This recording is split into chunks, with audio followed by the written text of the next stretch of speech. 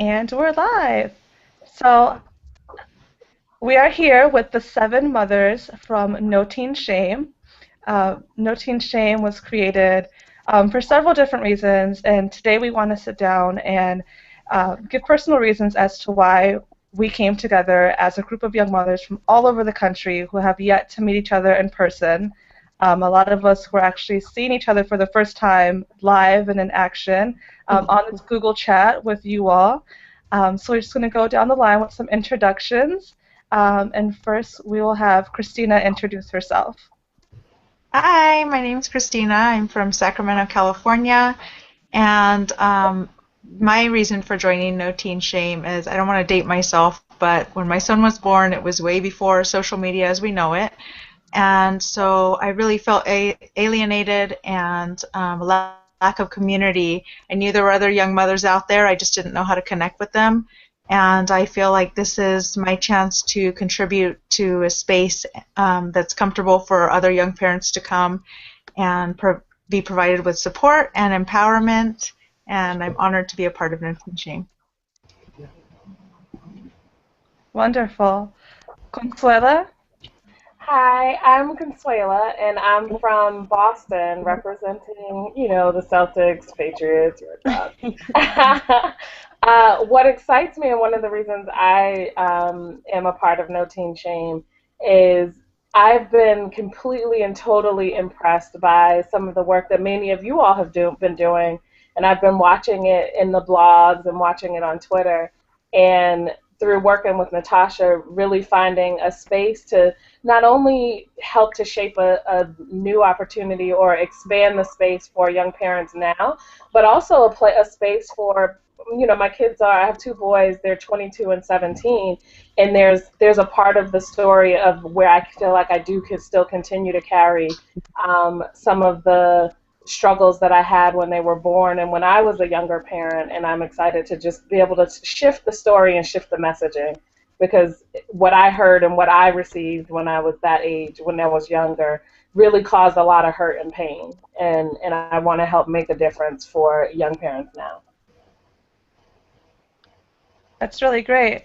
And we definitely appreciate you lending your voice to the movement. Jasmine? Hi, my name is Jasmine. I'm from Boston. Consuela kind of said it all basically, but um, my whole thing for the No Team Shame is for me personally seeing the shameful ads that I've seen and me personally feeling that sense of doom and feeling like that had to be me because that's what society was thinking of teen parents. It made me hurt and it got me a little bit lost, and I found my way through the different organizations and people that I know, and I wanna help other young parents going through it and feeling their sense of hope and not having that sense of doom. And a lot what Consuelo was saying is, leading, letting our kids, lead an example and not feeling that shame as well. And I'm excited to work with you guys. We're excited to have you and work with you. Lisette? Hi, I'm Lisette. I'm from Maryland, very close to DC actually. I was a teen parent. I'm a parent of an 11-year-old and a 10-year-old, and I joined the No Teen Shame campaign and the movement because there were a lot of people who helped me be successful and break that mold of stereotype of teen parent. And I feel that in my adulthood now I can give back and advocate for teen parents. Wonderful. Mary Louise? Hi, I'm Mary Louise. I live in Alamogordo, New Mexico, and I am a part of No Teen Shame because I have two children. I had my oldest son who's 18 when I was 16, and I hid my pregnancy in labor because I was very scared and nervous. And so I just have been fortunate enough to be able to work with young mothers and fathers, expectant and parenting teens throughout New Mexico for the past almost 8 years, and just empower them to embrace their choices, embrace their children, and work really hard to be the people that they want to be. That's really great. I loved it all. Just wanted to remind everyone that when you're not talking, if you could please mute yourself, that would be really helpful. Natasha, can you please introduce yourself? Yes, I can. Hello, I am Natasha Viana. I am from Boston, Massachusetts. I have one daughter who is 8 years old, 8 going on 18. My reason for joining No Teen Shame, much like what all of my fearless allies have mentioned, is really feeling connected to that moment where when I was a teen mom, I felt so isolated and disconnected from everyone else. It was so hard for me to find support when I felt like I was different than other young parents. And so I internalized a lot of that anger, and I realized over the years and through meeting you guys and doing our work together that there was a much better way for me to use that energy and use that fuel inside me for positive change. And I guess, building on what Consuela said too, is really just shifting the culture for future generations and making sure.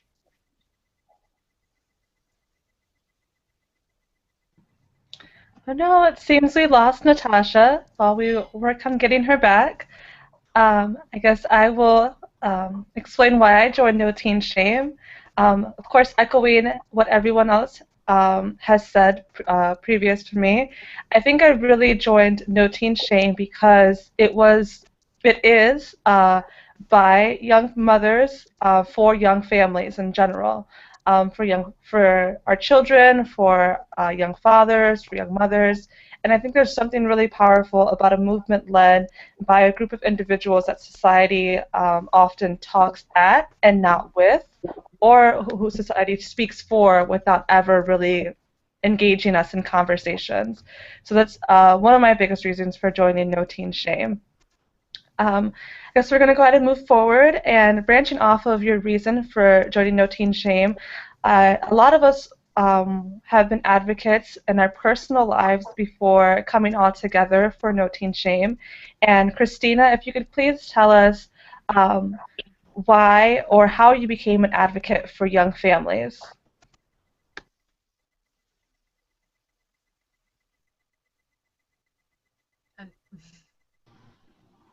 Let me unmute and start again. It began with blogging back in, I believe, 2011. I just thought I would kind of write down my experiences and put it out there so that I could begin connecting with other young women who had been in my position. I am a teacher, and so in the work that I do, I'm always connecting with people who have had their children at a young age, and so I'm always trying to constantly encourage them. So that's an ongoing thing just throughout my work. But recently I was given an opportunity to take over a program that's going on in Sacramento right now. It's without somebody to head it, but it would be basically a mentorship program for teen mothers. So hopefully, fingers crossed, if everything works out, we can get that rolling come summer. Sounds like a great program, and definitely please keep us posted on the development of it. Consuela, why did you become an advocate for young families, or was there a defining moment when you decided this is what you wanted to do? Oh, wow. I think I became an advocate for young mothers before I knew I was an advocate for young mothers.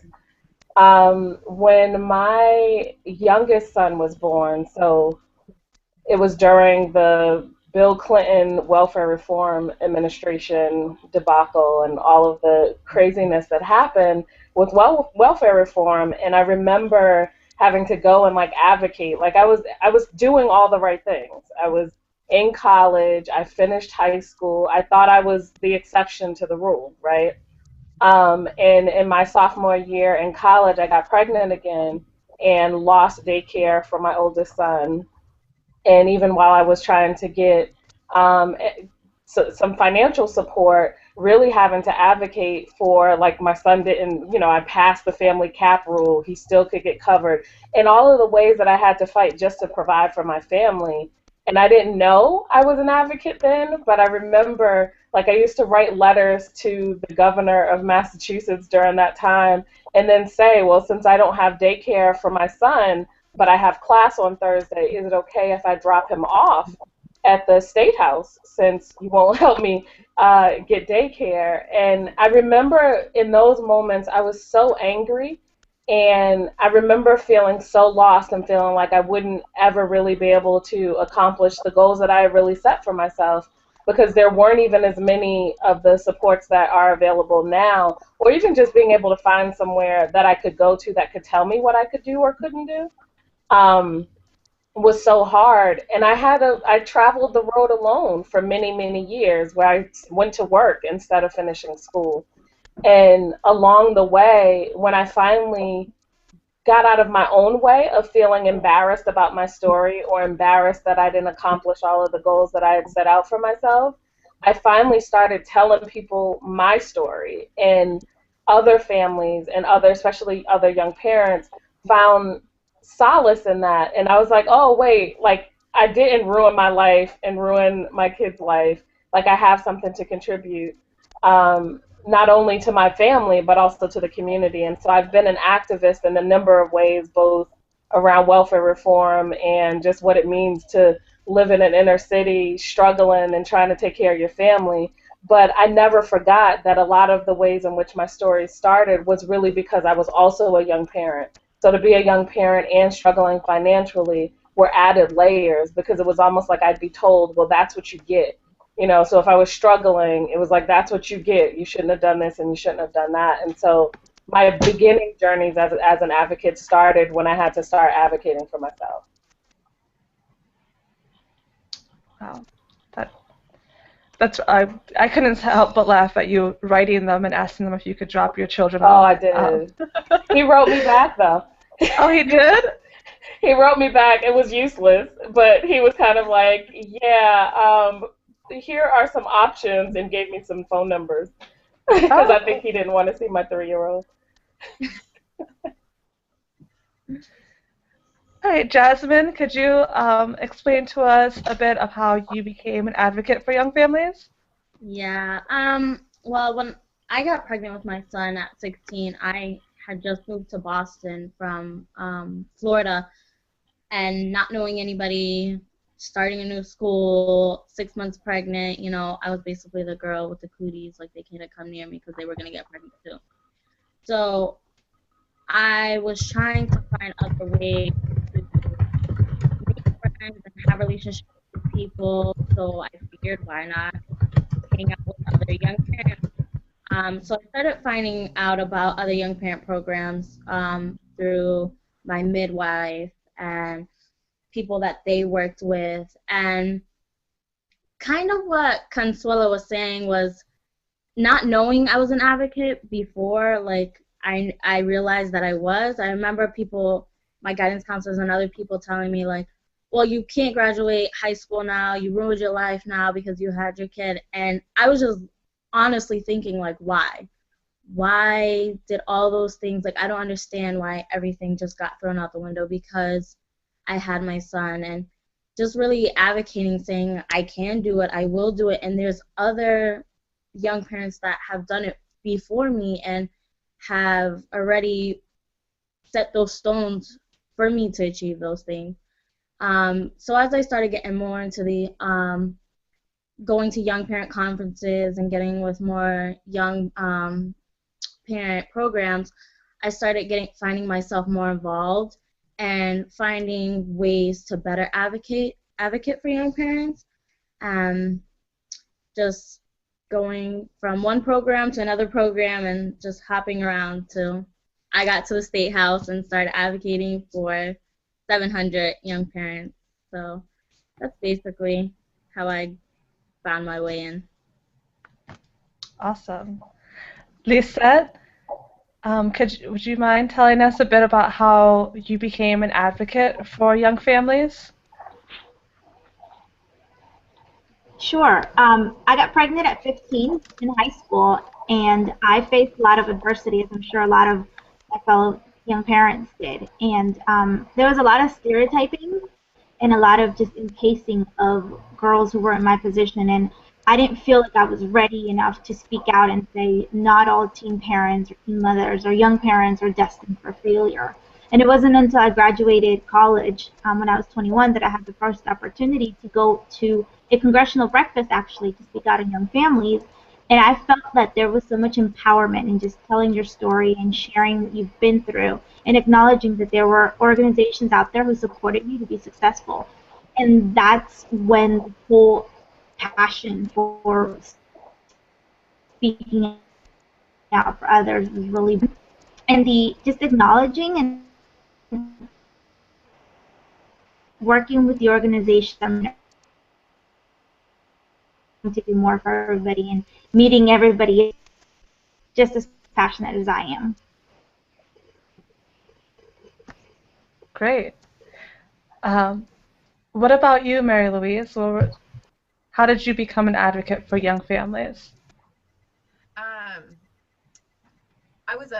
I think some of it had to do with I was a military kid, and so we moved quite a bit.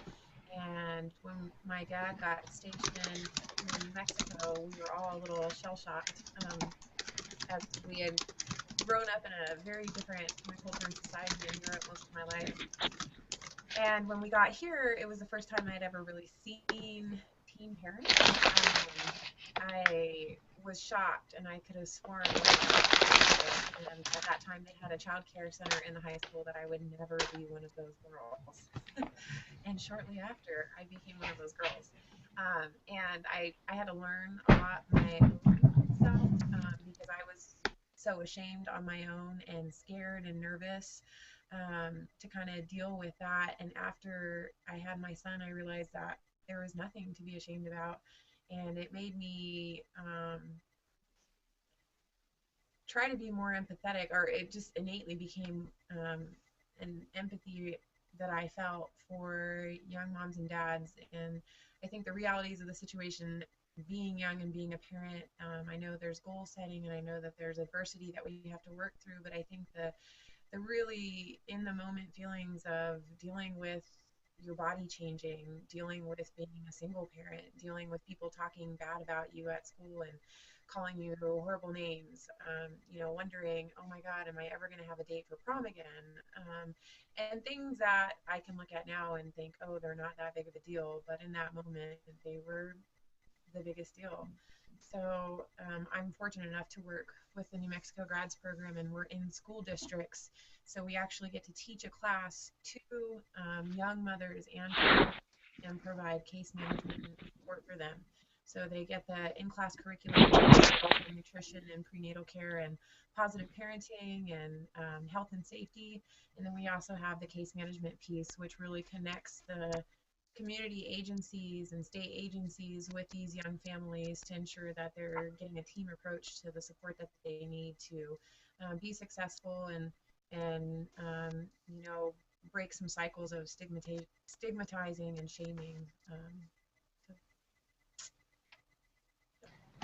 That's really great. One thing that I've noticing is that we all became sort of accidental advocates for young families, and a lot of it was born out of our own personal experiences. And we also all started at different stages in our lives, and for different for different but similar reasons. For myself, I definitely became like an accidental activist, I feel. I got pregnant at 15, and I remember feeling super alone. Society and just elders in my life told me my life was over.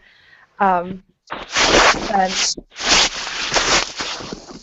there was the whole process of feeling like I was the only successful teen parent that ever existed, because everyone was telling me, oh, most teen parents aren't like you. So then I began to distance myself from other teen parents because I felt that, I was something that I was just I was cut from a completely different fabric. Like no one else had ever finished high school and had a kid.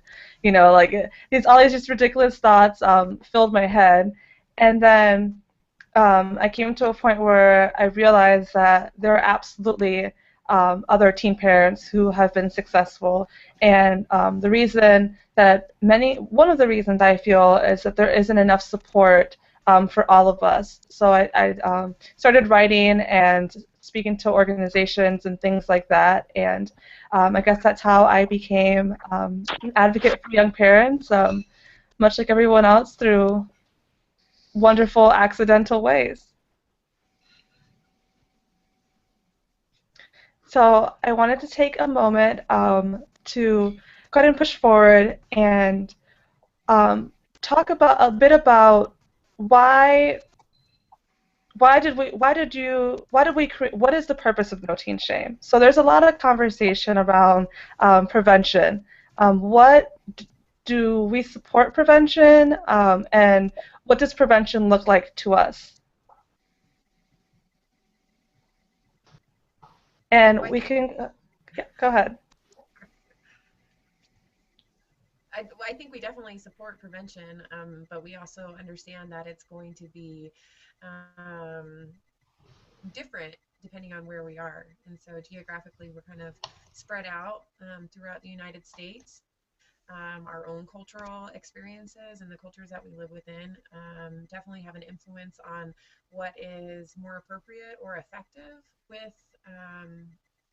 our own children now, but also a lot of the youth that we work with. So I mean, prevention is, in my opinion, something that is innately coming with this conversation, but I think we have the respect to know that there are different boundaries for different areas, and that the overall message is to do it in a very positive, helpful, safe, viable medical information, medically based facts for young people to consider when making decisions and empowering them to become their own health advocates. I agree. Completely agree. Does anyone else have anything different, or go ahead, Lisette?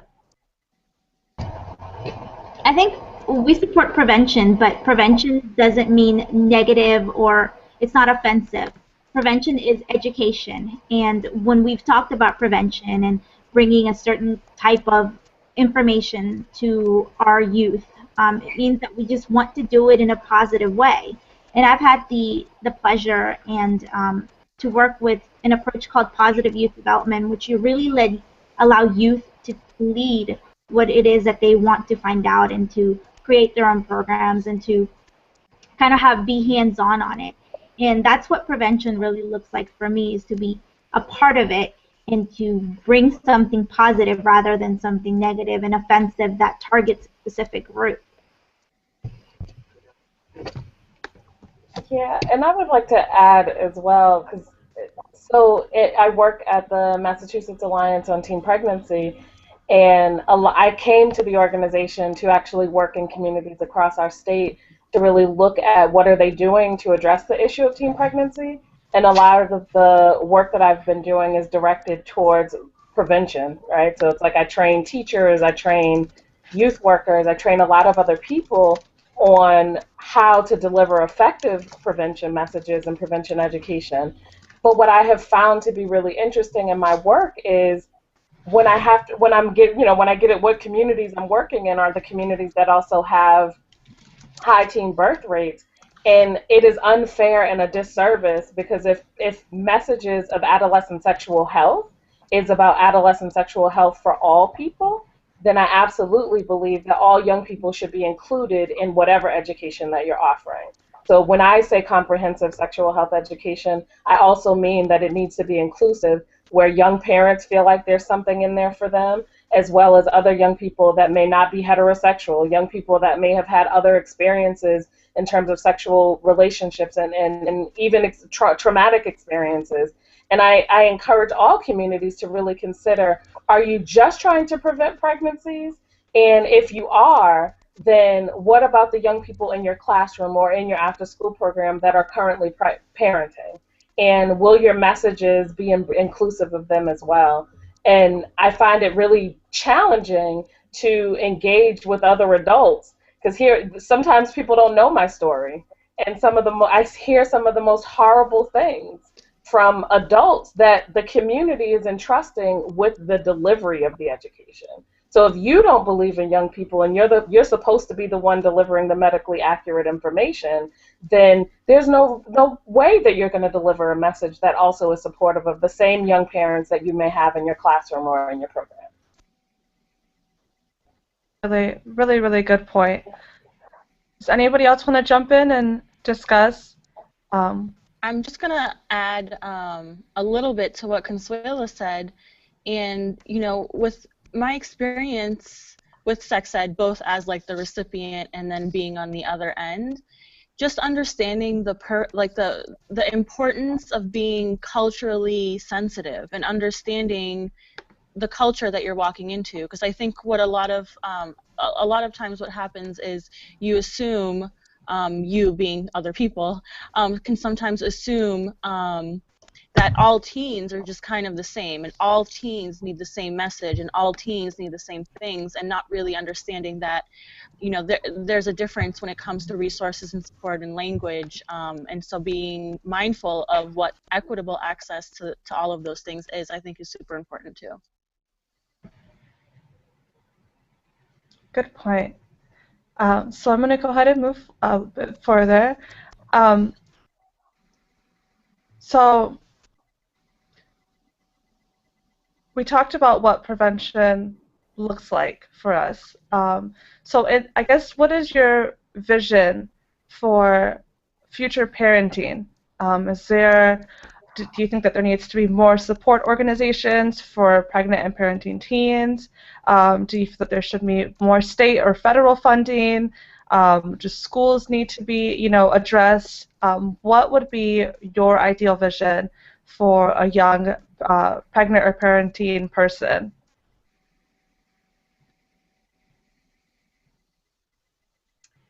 I think in New Mexico we've made a little bit of progress. We have a policy in place, House Bill 300. It's been passed by the governor, and it's an attendance policy for young mothers and fathers to be able to spend time with their children if they need to take them to doctor's appointments, and for absences that are directly related to the birth of a baby. But I think ideally there's a lot of work to be done with, in my opinion, there's a strong focus on the school. You know, our kids are in school for at least 8 hours a day, and if they're involved in any sort of extracurricular activities, those adults who we trust with our children should be the last people to be, you know, shaming or stigmatizing the young families, and not even young families, just youth in general, the stereotypes, especially around comprehensive sex education and teen pregnancy. You know, that can be a huge deterrent for even telling somebody you're pregnant, or, you know, having a free, open conversation with your health teacher about sexual decisions, because that student is already way smarter than we even think, and has already picked up on our social cues and the messages that we're delivering to them that close them off. So with the respect to school and the law in school, and specifically Title IX law, I think it's really, really important that all states recognize that there is a federal law, and hopefully bring bigger and wider attention to that, and have the students themselves and their parents be able to learn about these laws and advocate in times that they need that support.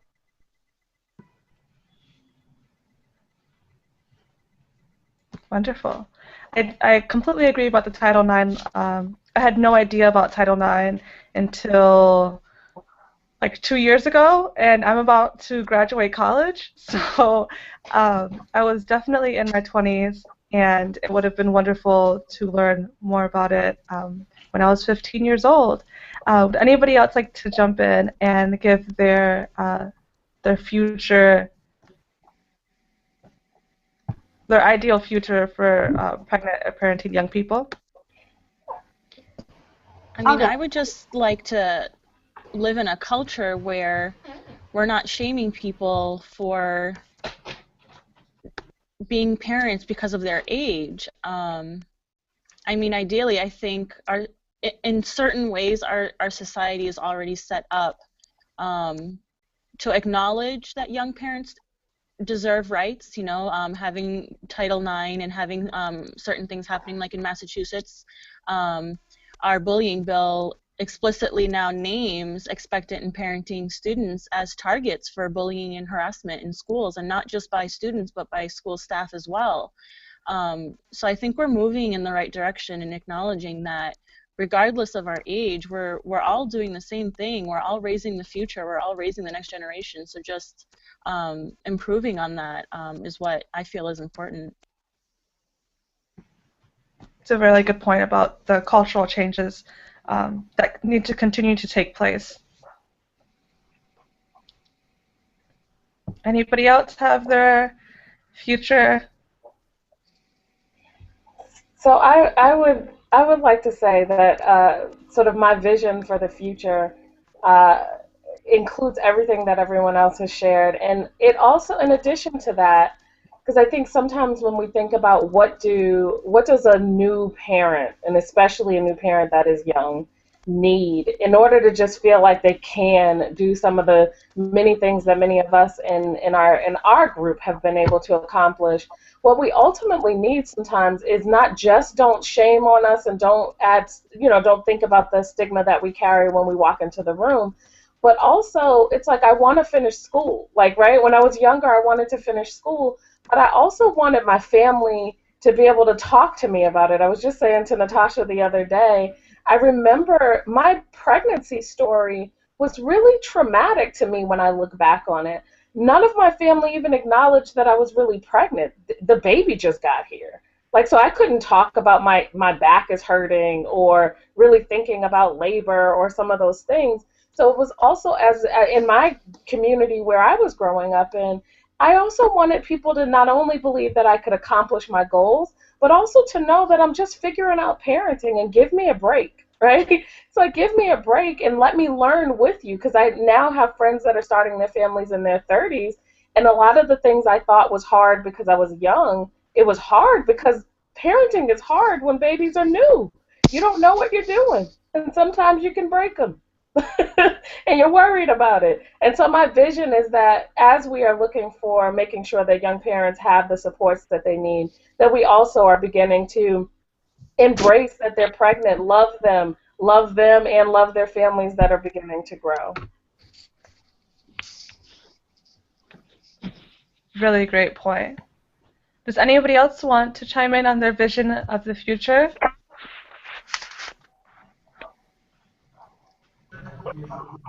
I'll just add real quickly that in our school district, what I've noticed, and I've been meaning to tackle this for the last year as I've kind of done a little bit of research, is that in California we had a program called CalLearn, which funded school-based programs for pregnant and parenting teens. And of course, during the slash of budgets in the last couple of years, that was one of the things that took a major hit. So a lot of those school-based programs were closed, and that included schools that provided on-house daycare for mothers and fathers, along with career training and parenting classes and other services. Now what I see in the district that I work in is that the school that's available for pregnant and parenting teens is kind of like in the worst possible area. Nobody wants to go there. But a lot of people do, just because that's the only place that they can go to finish high school with their babies nearby. And I would like to see programs that are a little bit more integrated. I mean, I know that this is just a reality. I mean, we're going to have youth who are pregnant and parenting, and we need to accommodate them in facilities that are equitable and comfortable for them, so that they can go ahead and complete their education. So that's what I would like to see here in Sacramento and California throughout the nation as well. Yeah, I think you brought up a really good point about how when budgets are cut, the few resources that are available to us seem to be the first things or the easiest things to be cut. Although we all know there is a large population of young pregnant and parenting people. Does anybody else want to jump in with their vision for the future before we move on to our next and final question? I just wanted to add, my vision's not mainly just for expecting and parenting teen parents. My vision's really for my son when he grows up, or other children of teen parents when they grow up. I don't want my son to be sitting in class and hearing about pregnancy prevention and they talking about teen pregnancy. And as of right now, and my sexual education was really negative against teen parents and all the stereotyping around it. And I don't want my son to be influenced on who I am due to other people's perspective onto teen parents.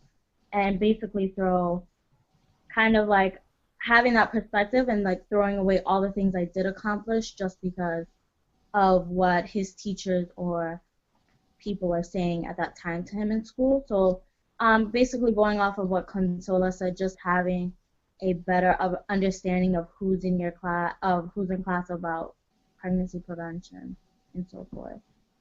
Yes, I totally agree with that. I love that. Yes. Really, really appreciate that because I know when I was younger and still now, I often think like, how does my daughter feel about me knowing that she had me at 15, or how secure is she with being okay with the fact that I had her at 15, and how can she deal with what society is going to throw at her unfairly? So that was a really, really great point, and I really appreciate you bringing that up, Jasmine. So our last question, because those are synonyms.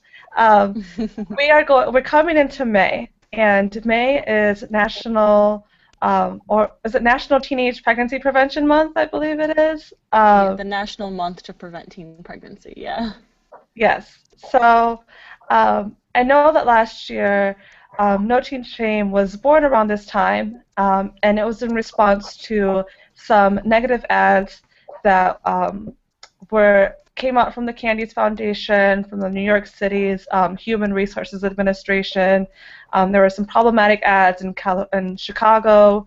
So as we come into this month, as No Teen Shame, as former teen parents, what do you have in mind, and what are you ready to do to continue to not only call out negative ads, but to contribute to a cultural shift that we're trying to accomplish with No Teen Shame? And I know that's a really big question, but if we could just have like a quick, going into May, how do you feel? And what do you want organizations and individuals who still feel that stigma and shame is necessary and it works, what do you want them to know?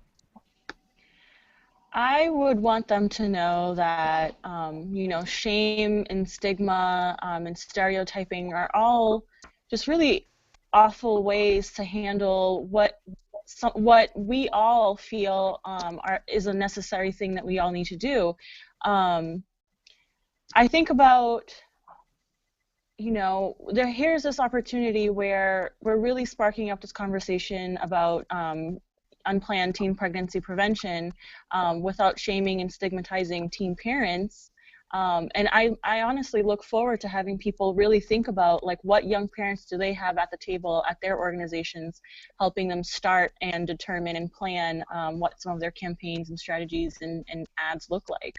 I'd love to see more of that inclusivity so that it doesn't take, a couple of moms across the country to really have to point things out for other people, that we can just avoid that happening altogether.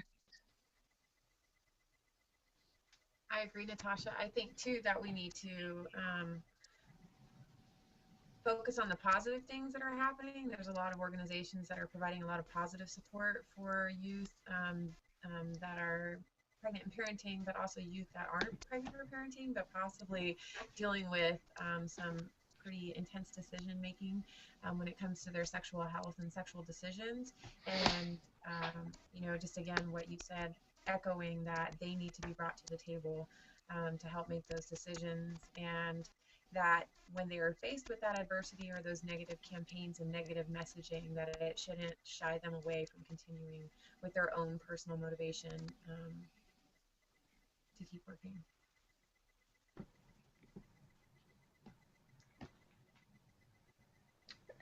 Anyone else? What are coming into May? What do you have in mind, and what would you like individuals and organizations and just everyone in general to know about young people and their decisions and their health and stuff like that?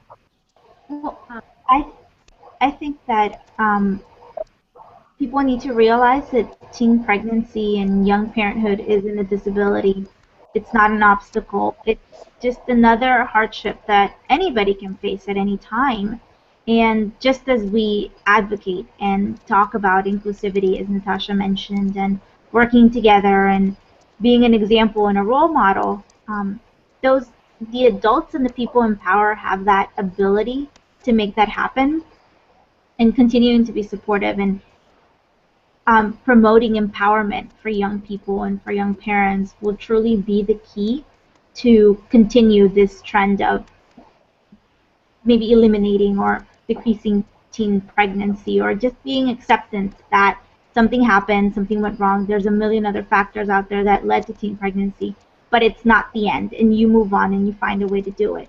So just that education of acceptance and awareness that you can move on, and this is just one little thing that will make you stronger, and continuing to build that support system both for the teen parent, for the young family as a whole, and for the child as well.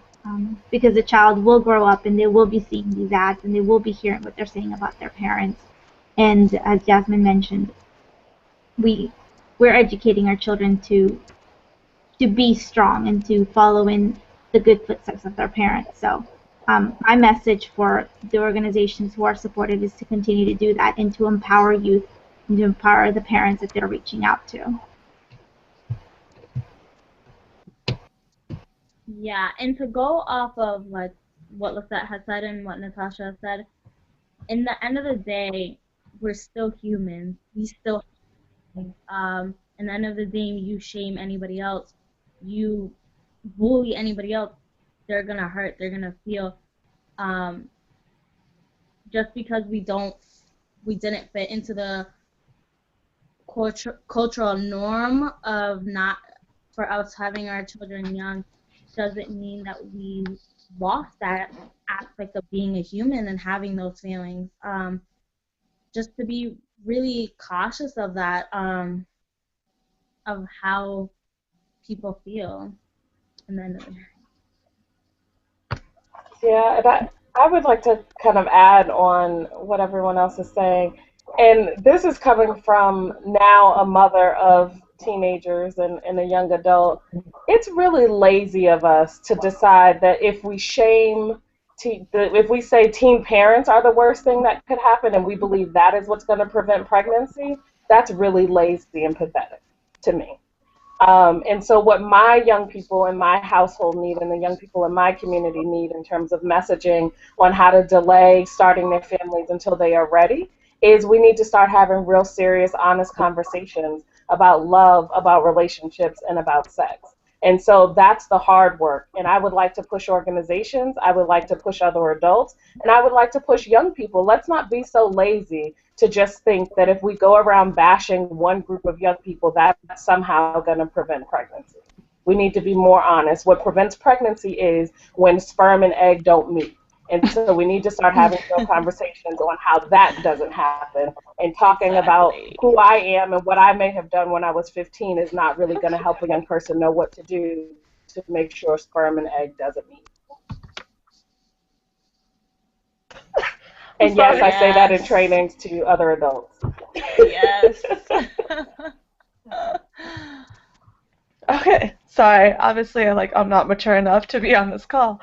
No, but I definitely love that, and you just broke it down. It's just, it really is that simple. Why? So I guess for me to answer the question myself, why do we need to talk about um, young parents? Why do we have to talk about?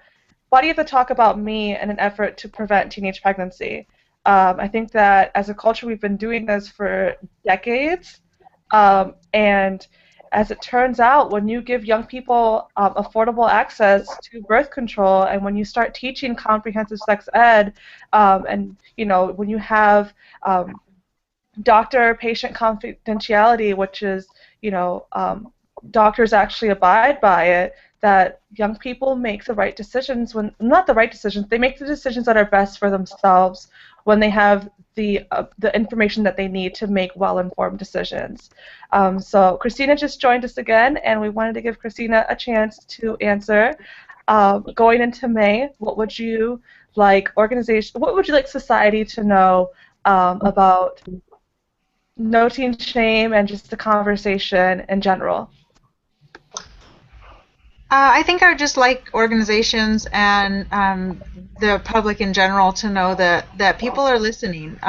Young parents are listening, their children are listening, and we just really need to be sensitive about the messages that we're putting out there, and ask ourselves if they're effective in our end goal.